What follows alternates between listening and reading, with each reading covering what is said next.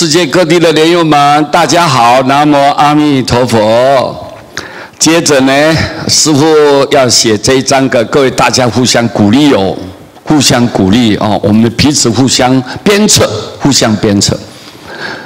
不但要告诉大家，也是提醒我自己，所以这个话要很注意。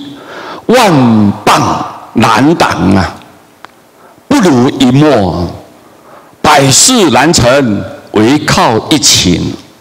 自赞毁他，必遭反弹；贤吉美人，必得人和，必得人和。你看，万棒难挡啊！外面啊，风风雨雨啊，是是非非啊，恩恩怨怨呐。我们要处理的，让大家尽所有的人都满意啊，很难呐。万一得罪了诽谤就来了。你看诽谤一来，一些人比较软弱的，没有那种智慧，那这样来的时候，他没有办法抵挡啊，没办法抵挡就困扰啊，一直痛苦啊，一直痛苦，然后忧郁，一直忧郁。各位，你看万棒难挡。就是外在的一个压力来势汹汹，砰一下子一起都集中在你的面前，你没有办法去抵挡它，不如一墨。这个时候你怎么办？你的心态看开嘛，一墨就叫放下吧，因为这都是假象嘛，各位都是假象，各位知道你一切都不要牵扯，不要记，不要挂碍，不要挂碍。你一墨就是人家说是非以不变为解脱。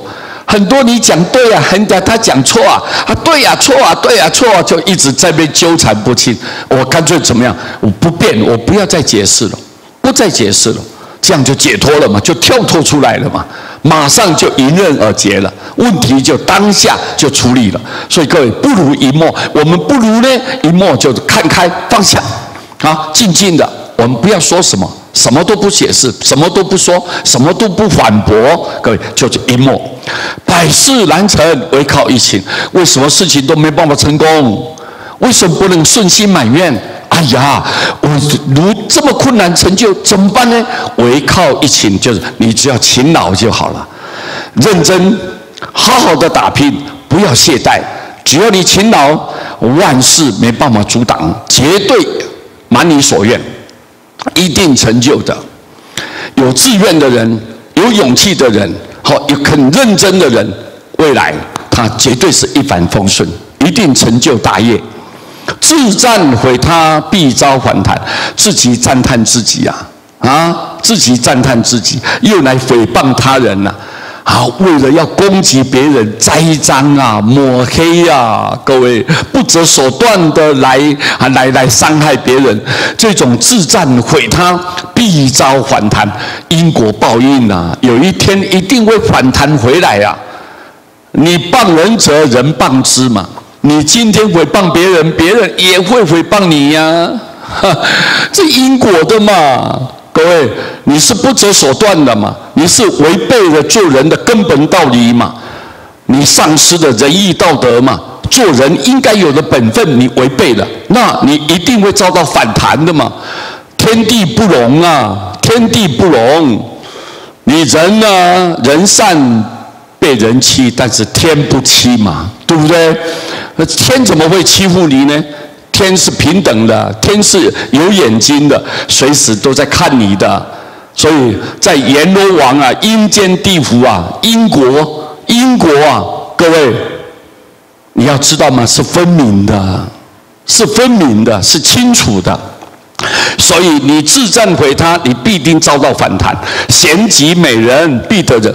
你看要谦己，自己要谦卑，要很谦虚，很谦卑。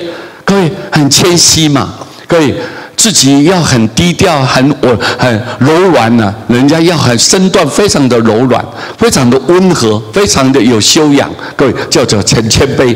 美人我们都好的给别人，好的都送给别人，赞叹别人，鼓励别人。各位分享给别人，美人把好的，人家有优点的，想到好处的，有利益的，我们都送给别人。必得人和。如果你能够这样做，一定人和，跟人之间相处就会和和气气的，没有一点嫌隙，不会起了仇恨。这样子的话，那皆大欢喜。我们活在世间的人缘特别的特别的通广啊，很通达，又非常的广大，就是广结善缘呐，广结善缘。所以希望简单几句话呢，跟各位大家结这个法缘啊。这个虽然是一个做人的道理啊，但是佛法不离世间法。佛法不离世间法，我们呢，除了我们知道啊，人成佛即成，做人如果成功，要成佛就快速了，就会很快很快。所以我们做人不能忽略，不能忽略了啊，不能随随便便，不能将就将就这样，马马虎虎不可以。我们该要尽的本分，我们要谨守该有的做人的一种基本的道德。一定要遵守。一张送给大家，谢谢，南无阿弥陀佛。